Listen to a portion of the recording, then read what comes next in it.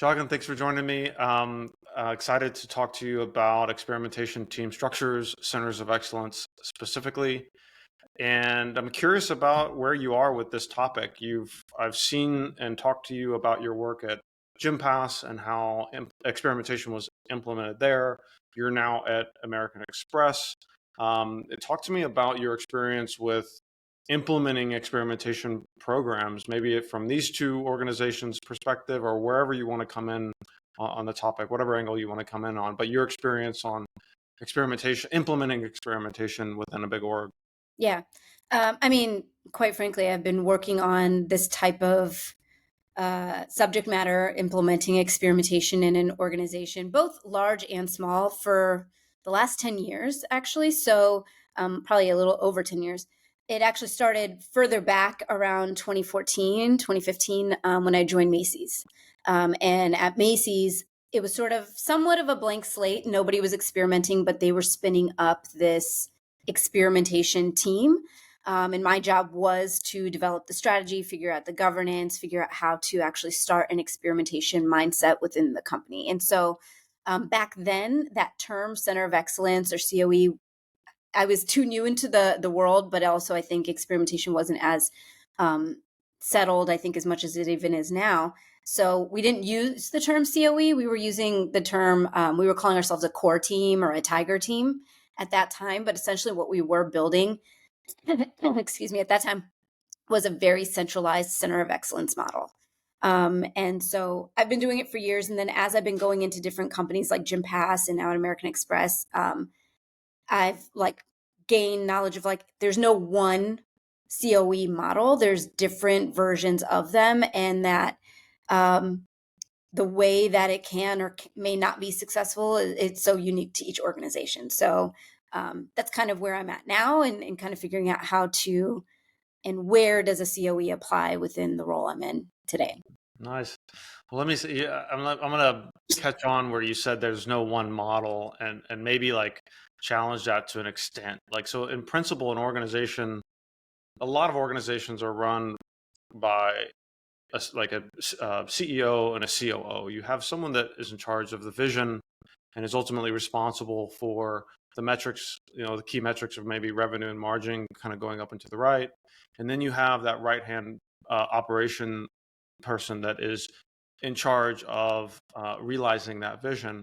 And I think that when you go down to a product team, and talking with booking.com and these product organizations, and it's the sort of two-legged stool starts there as well. You have a product owner, and then you usually have an engineer next to them, a builder, right? Mm-hmm. That has that analogous job to the COO that is looking to kind of realize the vision of that leader. And then you might have a three-legged stool where you add a designer to that product team, and then it can kind of build from there.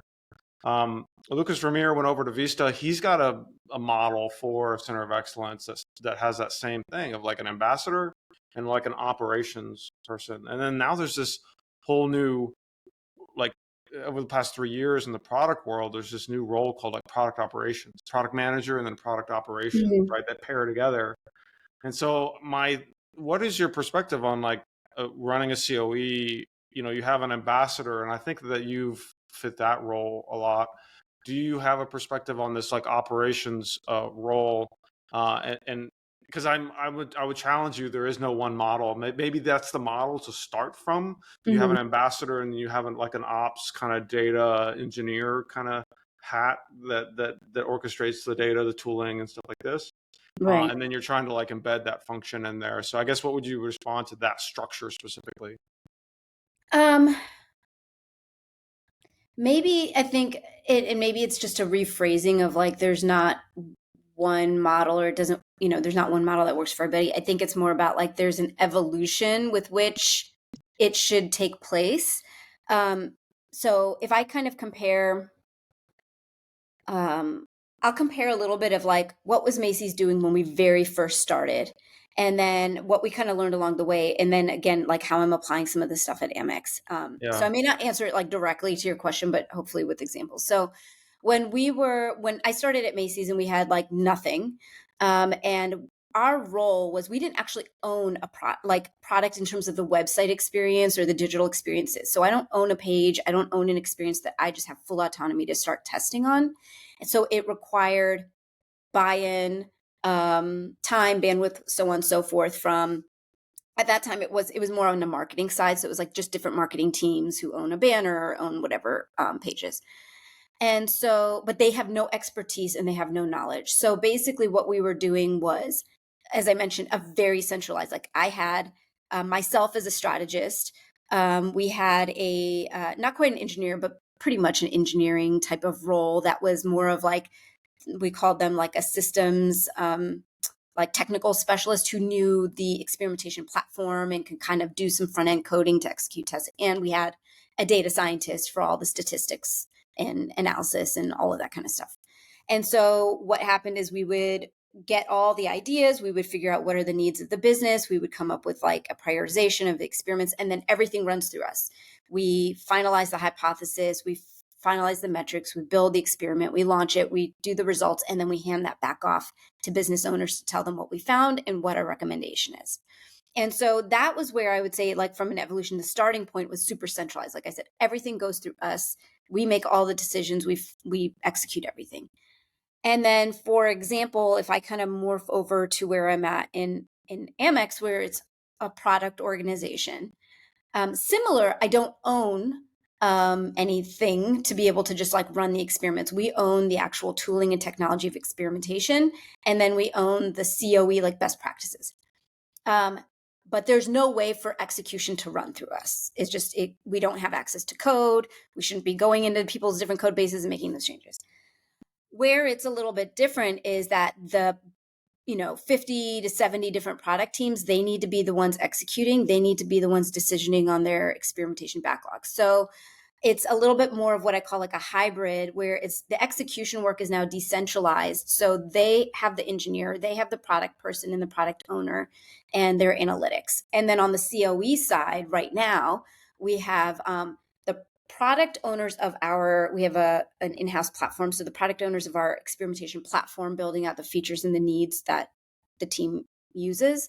And then on the more kind of traditional COE front of kind of spreading the culture, they're more like evangelists. So they're supporting the teams, the product teams, on learning how to use the platforms. And then they are providing templates, providing best practices, trying to figure out how to make sure everybody's following a standardized process, but they don't own any of the execution. So that's where, when I kind of compare the two, there's like one that's super centralized, and then there's one that's where I say we are somewhat decentralized. And I actually think that, in my opinion, that is somewhat more advanced when you have team members that are executing on their own, but you're kind of on top, you're a layer on top, making sure that there's the right rigor being put into all of the different like distributed teams that are, quite honestly, acting separately and siloed. Yeah, So so I don't know if that answers your it question. does. Yeah. It does, and it matches the pattern that I'm seeing as well. Like going from the centralized as like a less mature to the center of excellence as a little bit more mature, and to eventually you go past that into where just everyone is testing, and then you don't need that evangelist and those specialists anymore, because the culture is such and the systems are such that everyone's doing it. So let me ask you about that. My last question here, and it's you're in that centralized, the center of excellence situation. You've got all these teams that you're going around and you're trying to encourage them to test more. And you might have metrics for your own, for your own group around velocity, and you're trying to get just more experimentation. You're trying to get these product teams to be, measure the outcome of the work that they're doing and not just ship things and not be just measured on output, right? Right. So my question is about incentives and accountability systems. So how, like, you can be like, hey, here's a template, here's a way to do it, but then they then have like, no, I have this massive roadmap that was just handed to me, and I'm totally busy and I can't get to it. Like, Yeah. I don't have time to experiment. So there's got to be sort of an incentive accountability system where what they do, they need to be accountable for moving a metric up and to the right. And so therefore they have to measure that metric. And the only way you can measure the metric is through experimentation and some of this measurement system work. And so, one anecdote, and then I'm curious about your perspective on this, is that like 2 days ago, I don't know if you follow Elena Verna, but she did a post on LinkedIn that went a bit viral, like over 1,200 likes and 130 comments. I'll send it to you, and I'll put in kind of the show notes. I'll connect it here. But it was a post about, it was a little cute cartoon thing about PMs having accountability. They're not scared of roadmaps. They're not scared of like changes in direction, but ask them to be accountable and they get super scared. And it was like a cute kind of cartoon about that. And it just blew up. There were 130 comments about all of this. So accountability systems, I see this as a missing link to grow experimentation.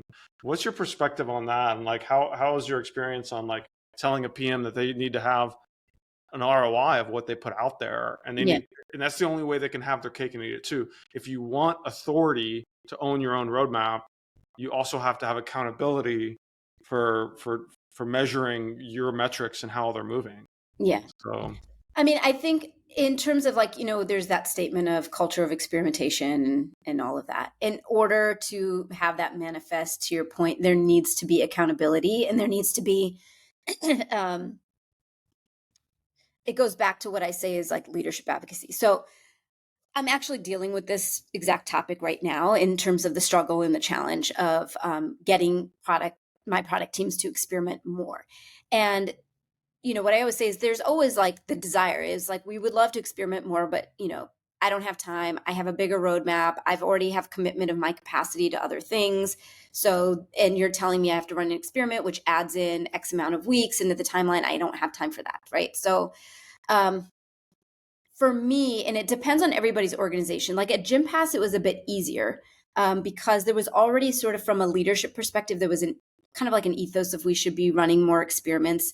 And the other thing is the difference is that we had an expressed authority at Gympass. Like Shagun's team is experimentation. They kind of drive that accountability, and they are the ones that are supposed to be informing you and telling you kind of how to do this and stuff. So that, and it was a smaller team and a more of a startup sort of mindset. So it was easier to implement that. In big, large enterprise companies, especially legacy companies, it is much, much more difficult to do that. And so the conversation that I'm currently having is with leadership and saying that accountability, it has to be advocated for by leadership, because again, it's dependent on the culture. The culture of the organization I'm at today is definitely, it's a hierarchical organization. Teams are taking the directives from leadership. So unless leadership is giving them specific measurement and metrics to follow, simply saying we want to be an experimentation organization is not enough, because there's nothing definitive to describe what does that look like. So I'm actually going to be having a kind of like a summit with leadership to put together like a joint value statement around experimentation and sort of say, let's all come together, different leaders from acquisition to membership to all of these things, and saying, let's define what does success look like at American Express. Let's kind of get some goals that then I can go back to the teams and hold accountability. And then the second thing is, in a way, it's a bit of a, just a short version of what I'm going to be requesting in that meeting is my team needs to be given authority. And that sort of statement of authority needs to come from you guys, so that what I was actually saying is that our COE right now feels like glorified suggestion makers. It is not like when we say this is the template or these are the processes, it is followed through because there's an authority there. It's like sometimes, yes, they take it and sometimes no. So that's kind of the challenge that I'm dealing with today. Ultimately, what I think needs to happen is we can start, I think a lot of times velocity numbers, like, oh, we should be running 50,000 experiments or 5,000 experiments or whatever. I kind of find that a little bit like, it's a good starting place, just because sometimes when you're a PM, like you're just trying to, you're trying to get a habit formed. So sometimes giving a number helps. But ultimately, if you're running 5 or 5,000, to me, it just depends on, are you actually answering important business questions with these tests, or are you just sort of running random tests? So I'd rather have 5 that are really important business related questions that are helping to move the needle in strategy than 5,000 that doesn't really answer anything for the business, because then again, it doesn't help to drive that like motivation to keep running experiments. But I think for us, it might start off as here's some certain goals of like number of experiments. But ultimately, I kind of want to see, we were talking about percentage of product launches or features that have been tied to an experiment.